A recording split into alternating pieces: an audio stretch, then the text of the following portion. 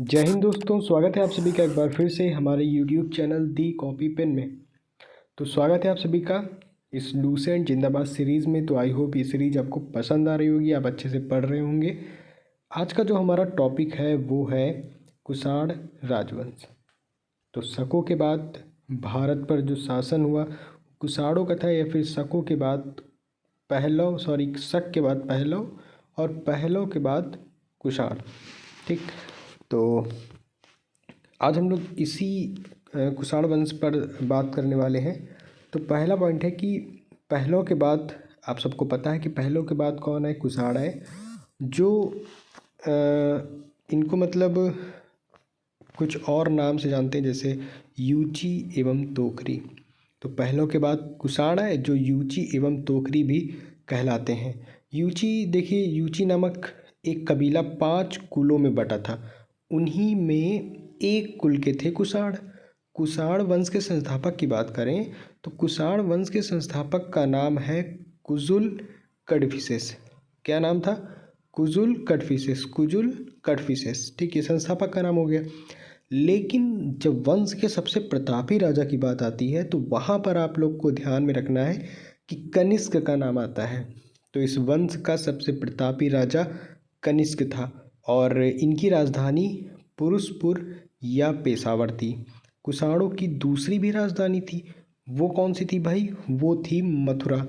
ठीक, इसके बाद कनिष्क ने 78 ईस्वी में, ये था गद्दी पर बैठने का समय, तो 78 ईस्वी में एक संवत चलाया जो शक संवत कहलाता है, जिसे भारत सरकार द्वारा प्रयोग में लाया जाता है। तो जो शक संवत चला था वो किसने चलाया था? कनिष्क ने 78 ईस्वी में।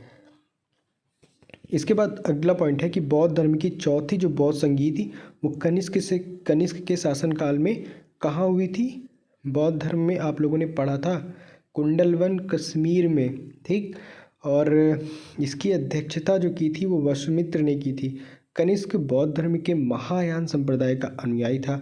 ठीक, अब चीनी जनरल पेन चौवा ने कनिष्क को हराया था, ये आप ध्यान में रख सकते हैं।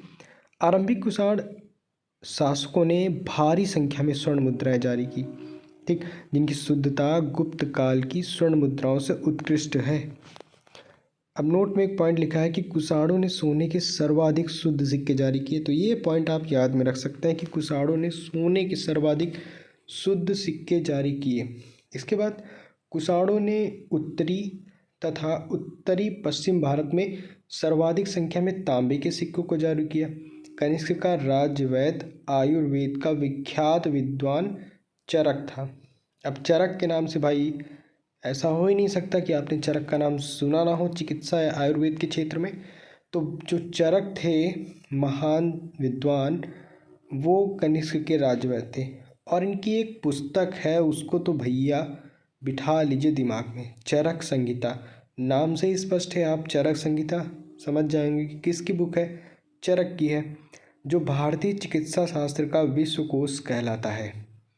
इसके बाद महाविवाह सूत्र के रचनाकार वसुमित्र हैं, इसे ही बौद्ध धर्म का विश्वकोश कहा जाता है।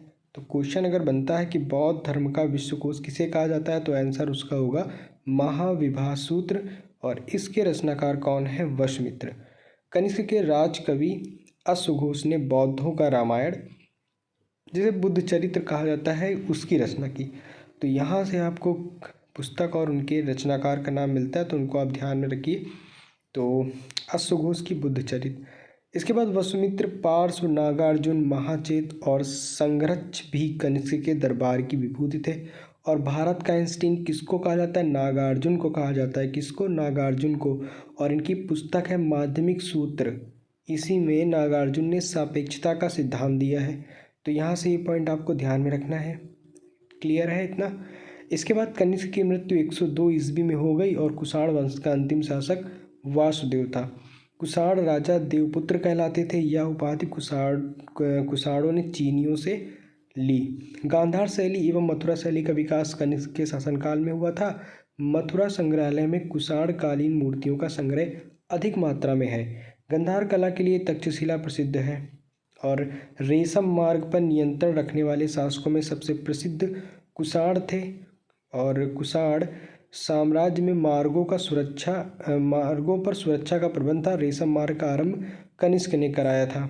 रेशम बनाने की तकनीक का आविष्कार सबसे पहले चीन में हुआ। मथुरा साकट नामक विशेष प्रकार के वस्त्र निर्माण का केंद्र था। और कुषाण काल में सबसे अधिक विकास वास्तुकला के क्षेत्र में हुआ। इसी काल में बुद्ध की बड़ी प्रतिमा का निर्माण हुआ। तो यहाँ पर आपने कुषाण वंश से संबंधित सभी महत्वपूर्ण बिंदुओं को लाइन से देखा और इसमें से काफ़ी पॉइंट्स आपको याद करने की ज़रूरत है और उनको तो आप ध्यान में रखिएगा ही। ठीक, तो इसी के साथ आज का वीडियो यहीं पे समाप्त होता है। मिलते हैं हम लोग अपने अगले वीडियो में, तब तक के लिए धन्यवाद।